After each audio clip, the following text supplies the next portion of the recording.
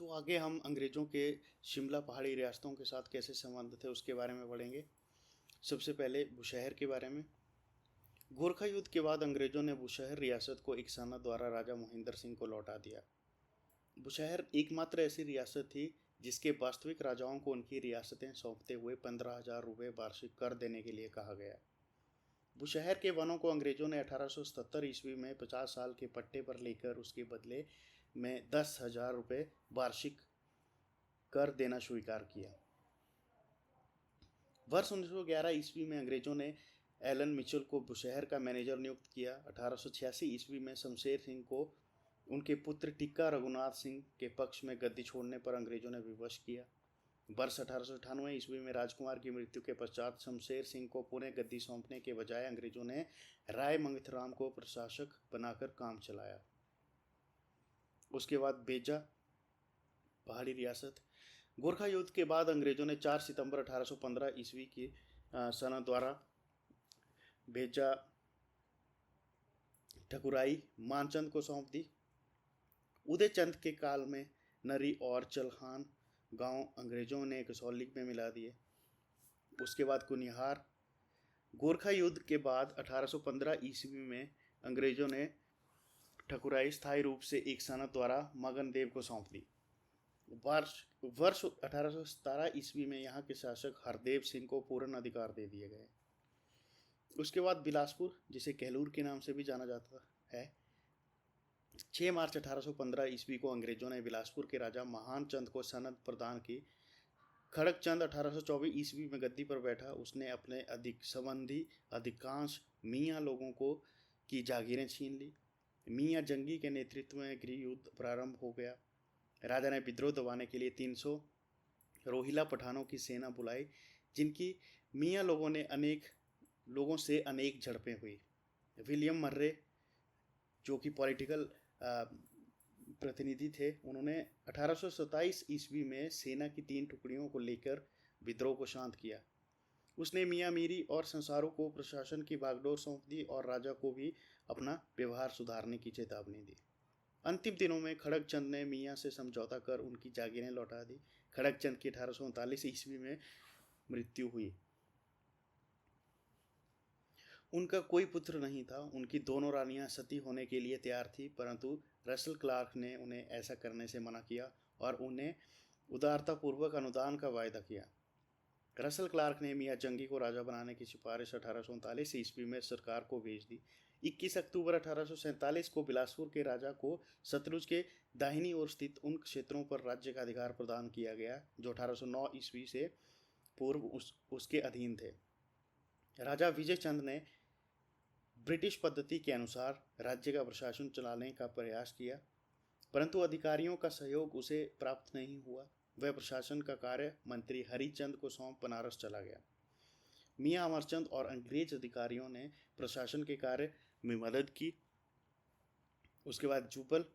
गोरखा युद्ध के पश्चात 18 नवंबर 1845 ईस्वी को एक सनद द्वारा जुब्बल की रियासत राजा पूर्णचंद को सौंप दी गई। उसके गद्दी पर बैठने के पश्चात राज्य में अव्यवस्था फैल गई। अंततः अंग्रेज सरकार ने प्रशासन वजीर डांगी को सौंप दिया। वजीर डांगी की मृत्यु के पश्चात 1832 ईस्वी में शासन प्रबंध के लिए एक तहसीलदार नियुक्त कर राजा पूर्णचंद को 4400 रुपये वार्षिक भत्ता दिया जाने लगा। 1840 ईस्वी में राजा की मृत्यु हो गई। उसके बाद 1854 ईस्वी में बालिग होने पर राणा करमचंद गद्दी पर बैठा। उसका शासन बहुत कठोर था, इसीलिए अंग्रेज सरकार को उसकी राजकीय शक्तियों पर अंकुश लगाना पड़ा। उसके बाद बघाट। गोरखा युद्ध में बघाट के राजा का व्यवहार अंग्रेजों के प्रति मैत्रीपूर्ण नहीं था। इसके कारण 14,000 रुपये की आय वाले 5 परगने उससे छीनकर 1,30,000 रुपये में पटियाला के महाराज को सौंप दिए गए। शेष 4 परगने एक सनद द्वारा 4 सितंबर 1815 को राणा मोहिंदर सिंह और उसके उत्तराधिकारियों को सौंप दिए गए। राणा मोहिंदर सिंह 11 जनवरी 1839 को मर गया। अंग्रेजों ने उसके राज्य को जब्त कर लिया और राणा के छोटे भाई विजय सिंह को जॉर्ज रसेल क्लार्क के समर्थन में 1842 ईस्वी में गद्दी प्राप्त हुई। बघाट राज्य में अंग्रेजों ने राजा किशन सिंह की मृत्यु पर उत्तराधिकारी स्पष्ट न होने की स्थिति में हस्तक्षेप कर मियाँ जयसिंह के पुत्र ध्यान सिंह के पक्ष में निर्णय दिया। उसके बाद हिंडूर रियासत हिंडूर के राजा राम शरण सिंह को 20 सितंबर 1815 ईस्वी को सनद द्वारा पुश्तैनी संपत्ति सौंप दी गई, परंतु मलौन किला व गांव ले लिए गए, जिसके बदले में राजा को भरौली की ठकुराई सौंपी गई। सिख युद्ध में अंग्रेजों की सहायता के बदले में सनद द्वारा किला राजा को पुनः लौटा दिया गया और भरौली पर अंग्रेजों का पुनः अधिकार हो गया, जिससे राजा ने 8,500 रुपये में बलसन के राजा को बेच दिया। क्योंथल आंग्ल गोरखा युद्ध के बाद 6 सितंबर 1815 ईस्वी को क्योंथल के राजा संसार सेन को सनद द्वारा राज्य वापस कर दिया गया, परंतु 8 परगने अंग्रेजों ने अपने पास रख लिए। अंग्रेजों ने 1830 ईस्वी में क्योंथल के राणा से 12 गांव लिए। इसके बदले में क्योंथल के राजा को रॉबिन परगना दिया गया। क्योंथल के राजा के विरुद्ध 3 शिकायतों के चलते इसे राज्य प्रबंध से वंचित कर दिया गया और 1840 ईस्वी में उसे पुनः राज्य सौंप दिया गया।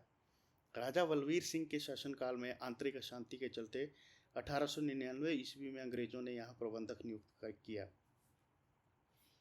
कोटगढ़, कोटखाई और रॉबिन।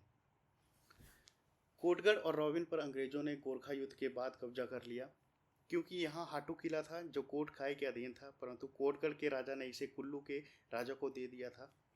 बुशहर के राजा ने कुल्लू के राजा को मार रॉबिन को छीन लिया तथा कोटखाई पर कब्जा कर लिया। गोरखों से पूर्व कोटखाई कुल्लू के अधीन था, जो कि 40 वर्षों तक उनके अधीन रहा। गोरखों के जाने के बाद कोटगढ़ पुणे कुल्लू के अधीन आ गया। अंग्रेजों ने कोटगढ़ पर कब्जा कर कुल्लू के राजा से इसे खाली करवाया। राबिन, जो गढ़वाल की जागीर थी, बुशहर के अधीन रही। गोरखा युद्ध के बाद इस पर अंग्रेजों का अधिकार हो गया, जिसे क्योंथल के राजा को सौंप दिया गया और एक सनद द्वारा कोटखाई को राणा रणजीत सिंह और उसके वंशजों को सौंप दिया गया। राणा की 1821 में मृत्यु के बाद उसका बेटा भगवान सिंह गद्दी पर बैठा। उसके शासनकाल में अव्यवस्था फैल गई, जिसके बाद अंग्रेजों ने 1828 ईस्वी में शासन अपने हाथ में लेकर राजा को 1300 रुपये वार्षिक पेंशन प्रदान की। कुमार सेन। गोरखा युद्ध के बाद 7 फरवरी 1816 ईस्वी में सनद द्वारा राणा केहर सिंह को राज्य वापस कर दिया गया। राणा केहर सिंह 11 मई 1839 को निसंतान मर गया। सनद की शर्तों के अनुसार उसके राज्य को अंग्रेजी राज्य में मिला लिया गया, पॉलिसी ऑफ लेफ्स का यूज़ करके। स्वर्गीय राणा की वफादारी को देखते हुए उसके संबंधी प्रीतम सिंह को सनद के माध्यम से गद्दी पर बैठने का अधिकार दिया गया।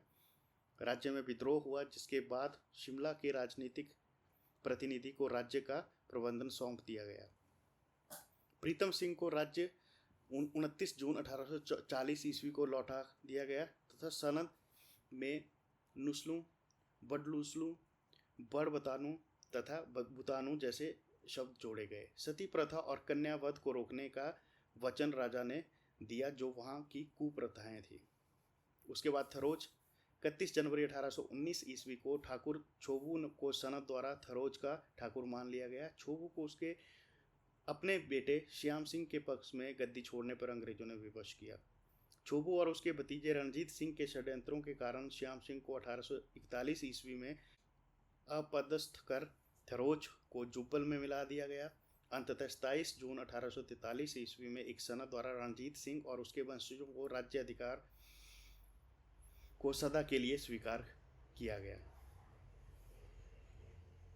अन्य छोटी रियासतें। 1815 ईस्वी में सनद द्वारा बागल रियासत राजा जगत सिंह को, कुठार राणा भूप सिंह को, भज्जी राणा रुद्रपाल को, धामी गोवर्धन सिंह को, महलोग ठाकुर संसार चंद को और बेजा ठाकुर मान सिंह को, बलसन ठाकुर योगराज को, सांगरी राणा विक्रमजीत को, तारकोटी राणा सुरतेश राम को और कुनिहार ठाकुर मगन देव को प्रदान की। तो अब हम अन्य पहाड़ी रियासतों से अंग्रेजों के संबंध के बारे में पढ़ेंगे, जिसमें सिरमौर, चंबा, कांगड़ा, कुल्लू, मंडी और सुकेत के बारे में जानेंगे। तो सबसे पहले सिरमौर के बारे में बात करते हैं। 21 सितंबर 1815 ईस्वी को एक सनद द्वारा सिरमौर की गद्दी पर फतेह प्रकाश को बिठाया गया, जो उस समय मात्र 6 वर्ष का था।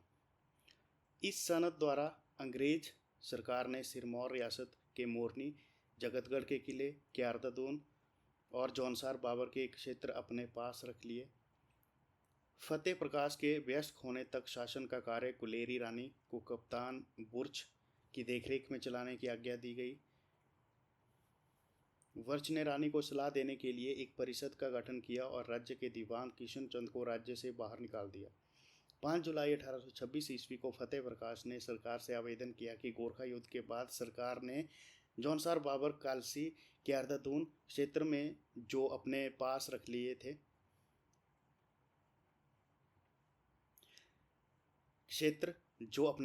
लिए थे उन्हें 1.5 लाख रुपए के नजराने पर उसे वापस लौटा दिया जाए। Governor general lord Amherst के शिमला दरबार में फतेह प्रकाश ने भाग लिया। सरकार ने जौनसार बाबर का क्षेत्र सिरमौर के राजा को देने से इनकार कर दिया। सरकार ने 5 सितंबर 1833 ईस्वी को एक सनद द्वारा क्यारदादून घाटी 50,000 रुपये में फतेह चंद को दे दी। बात करेंगे चंबा के बारे में। चड़त सिंह के शासन में चंबा रणजीत सिंह के प्रभुत्व में आ गया, परंतु चंबा नरेश की स्वतंत्रता कायम रही। चड़त सिंह की 1844 ईस्वी में मृत्यु के बाद श्री सिंह चंबा का राजा बना।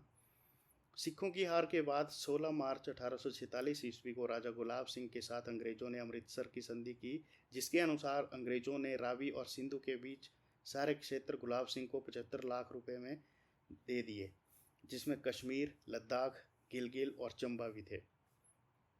चंबा, जो रावी नदी के दोनों ओर था, ने गुलाब सिंह के अधीन दिए जाने का विरोध किया। कर्नल लॉरेंस ने कश्मीर, चंबा और अंग्रेज सरकार के बीच मध्यस्थता करके समस्या को सुलझा दिया। एक सनद द्वारा 6 अप्रैल 1848 ईस्वी को चंबा की स्वतंत्रता कायम रखी गई। चंबा से प्रति वर्ष 12,000 रुपये लगान लेना निश्चित हुआ। भद्रवाह क्षेत्र कश्मीर राज्य में मिला लिया गया और 1862 में मेजर ब्लेयर रीड को चंबा का अधीक्षक नियुक्त किया गया। वर्ष 1864 में चंबा के राजा ने अपने सारे वन पट्टे पर दे दिए थे। 1913 में कुछ शर्तों के बाद वनों का पूरा नियंत्रण राजा को सौंप दिया गया। मेजर ब्लेयर रीड के पश्चात 1879 में वर्नी तथा 1885 ईस्वी में H.T. मार्शल को प्रबंधक नियुक्त किया गया। इसके बाद प्रबंधक पद को समाप्त कर श्याम सिंह को राज्य करने का पूर्ण अधिकार दे दिया गया। अब इसके बाद बात करेंगे कांगड़ा की। 1823 ईस्वी में संसार चंद की मृत्यु के बाद अनिरुद्ध चंद, जो कि संसार चंद का पुत्र था, गद्दी पर बैठा। 1827 ईस्वी में अनिरुद्ध चंद को रणजीत सिंह के भय से अंग्रेजों के राज्य में शरण लेनी पड़ी, क्योंकि रणजीत सिंह उस पर उसकी बहनों का विवाह जम्मू के राजा ध्यान सिंह से करने का दबाव बना रहा था। उसकी बहनों का विवाह गढ़वाल के राजा से कर अनिरुद्ध चंद अर्की चला गया। उसकी 1831 ईस्वी में मृत्यु हो गई। लुधियाना के राजनीतिक प्रतिनिधि के हस्तक्षेप से अनिरुद्ध चंद के पुत्रों रणवीर चंद और प्रमोद चंद को 1833 ईस्वी में जागीरें वापस मिल गई। अब बात करेंगे कुल्लू के बारे में। तो कुल्लू के राजा अजीत सिंह की 1841 ईस्वी में सांगरी में मृत्यु हुई। शिमला की पहाड़ी रियासतों के अधीक्षक सुपरिटेंडेंट श्री इर्स्किन ने अजीत सिंह के चचेरे भाई को राजा बनाने की सिफारिश की, परंतु उसकी मृत्यु हो गई। इसके बाद अजीत सिंह के चाचा ठाकुर सिंह को नाम मात्र का राजा बनाकर उसे वजीरी रूपी की जागीर दे दी गई। 1846 ईस्वी में पहले सिख युद्ध के बाद कुल्लू पर अंग्रेजों का अधिकार हो गया। ठाकुर सिंह को राजा मान लिया गया। उसकी 1852 ईस्वी में मृत्यु के बाद ज्ञान सिंह उत्तराधिकारी बना, परंतु रखैल का पुत्र होने की वजह से अंग्रेजों ने उसकी पदवी राजा से बदलकर राय कर दी और उसके राजनैतिक अधिकार समाप्त कर दिए। अब बात करेंगे मंडी और सुकेत की। 9 मार्च 1846 ईस्वी को लाहौर की संधि द्वारा कांगड़ा, गुलेर, जसवां, दत्तारपुर, नूरपुर, मंडी, कुल्लू और लाहौल स्पीति अंग्रेजों के अधिकार में आ गए। एक सनद द्वारा बलवीर सेन, जो कि रखैल का पुत्र था, उसको 24 अक्टूबर 1846 ईस्वी को मंडी का राजा स्वीकार कर लिया गया। बलवीर सिंह की मृत्यु के बाद 1851 ईस्वी में उसका 4 वर्ष का नाबालिग पुत्र विजय सेन राजा बना। उसने 1877 ईस्वी में दिल्ली दरबार में भाग लिया। विजय सेन ने E.W. पुरकिस की देखरेख में अनेक विकास के कार्य किए। सुकेत ने सिख युद्ध में अंग्रेजों की सहायता की थी। अतः उसे पुणे 1846 ईस्वी में सनद प्रदान कर राज्य पर स्थायी वंशानुगत अधिकार दिए गए। मंडी के राजा बलवीर सेन को लोहे व नमक की खानों पर लगने वाले कर पर अंग्रेजों की बात मानने को कहा गया। सुकेत के राजा दुष्ट निकंदन सेन नाबालिग थे, तो श्रीमान डोनाल्ड को 1884 ईस्वी में वजीर नियुक्त किया गया। आगे बात करेंगे नूरपुर के बारे में। 1848 ईस्वी में नूरपुर के वजीर राम सिंह पठानिया और कांगड़ा के राजा प्रमोद सिंह ने विद्रोह किया, जिसमें जसवां और दत्तारपुर के राजाओं ने मदद की। कमिश्नर लॉरेंस ने विद्रोह को कुचलकर प्रमोद चंद को अल्मोड़ा तथा वजीर राम सिंह पठानिया को सिंगापुर भेज दिया, जहां उन दोनों की मृत्यु हो गई और नूरपुर के राजा वीर सिंह के पुत्र जसवंत सिंह को 2000 रुपये की जागीर दे दी गई। तो ये था हमारा आज का वीडियो। आई होप आप लोगों को अच्छा लगा होगा।